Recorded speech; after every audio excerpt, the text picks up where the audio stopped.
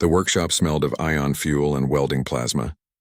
Jace Wren wiped sweat from his brow, his calloused hands never stopping their work on the sleek machine before him. The Podracer gleamed under the harsh fluorescent lights, a masterpiece of human engineering fused with alien technology he'd scavenged, borrowed and occasionally stolen from the shipyards of Station Meridian. "Is it finished?"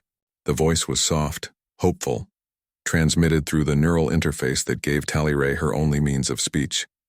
Jace turned to see the young Velkari girl hovering in her medical suspension chair, her crystalline body held motionless by the degenerative condition that had stolen her mobility 3 cycles ago. But her eyes, those luminescent amber eyes, burned with a fire that reminded him of soldiers he'd known, warriors who refused to surrender even when their bodies had given up. Almost. "Kid." Jace smiled, the kind of smile that crinkled the scars around his eyes. "Just need to calibrate the neural link one more time." He'd been working on this project for 8 months, ever since he'd found Tallyray crying in the observation deck, watching the racing circuits through the viewport while other children ran and played. The Velkari were a graceful species, built for motion and dance, and for one of their young to be, trapped in stillness was a cruelty that even the galaxy's best doctors couldn't remedy. But Jace Wren hadn't survived 3 wars and a dozen impossible missions by accepting couldn't. But the Podracer wasn't just a vehicle. It was an extension of Tallyray herself. Every surface embedded with haptic feedback nodes. Every control routed directly through a custom neural interface that would translate her thoughts into motion. Where her body had failed, human ingenuity would provide. "The response time is 0.03 seconds, Jace explained, running his diagnostic scanner over the cockpit. "Faster than physical reflexes. You'll think about turning left and you'll already be turning. But the Galactic Racing Commission won't allow it." Tallyray's translated voice carried a weight of resigned disappointment. "Modified vessels are banned. Neural interfaces are considered unfair advantages." Jace's jaw tightened. He'd read those regulations, written by bureaucrats who'd never had to fight for anything, never had to watch a child's dreams die because some committee decided what was fair. "We'll figure something out," he said. He didn't get the chance to explain how. The workshop door hissed open, and 3 figures entered. 2 security officers flanking a tall Axiom diplomat, his silver robes marking him as a member of the Galactic Sports Authority. Jace's hand instinctively moved toward the plasma wrench on his workbench, old soldier instincts never quite sleeping. "Jace Wren?" The diplomat's voice was cultured, precise. "I am Counselor Vexmore. I'm here about your project." "It's not illegal to build a Podracer," Jace said carefully.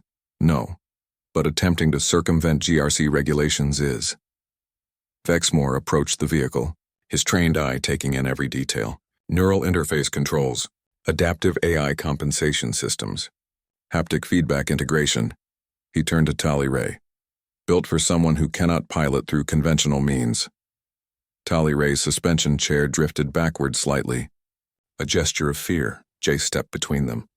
"Look, if this is about the parts I requisitioned, this is about what you've accomplished, Mr. Wren." Vexmore's expression shifted, something almost like admiration crossing his angular features.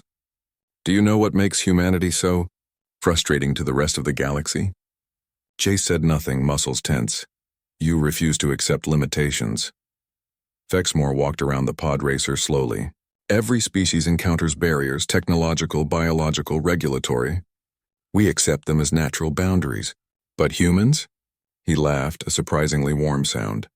"Humans see a wall and immediately start planning how to go through it, around it, or simply tear it down. If you're here to shut us down, I'm here to propose a new racing category." Vexmore pulled a data slate from his robes. "The Adaptive Division.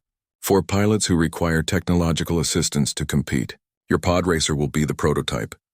Jace felt his breath catch. Tallyray's chair drifted forward, hope rekindling in those amber eyes. "But there are conditions," Vexmore continued. "The technology must be made available to all who need it. You'll need to document your designs, make them open source. The neural interface, the haptic systems, all of it." "Done," Jace said immediately. "And you'll need to train the first generation of adaptive pilots. Share your methods." "Not a problem," Vexmore nodded slowly. "The Galactic Sports Authority has been criticized for our inflexibility.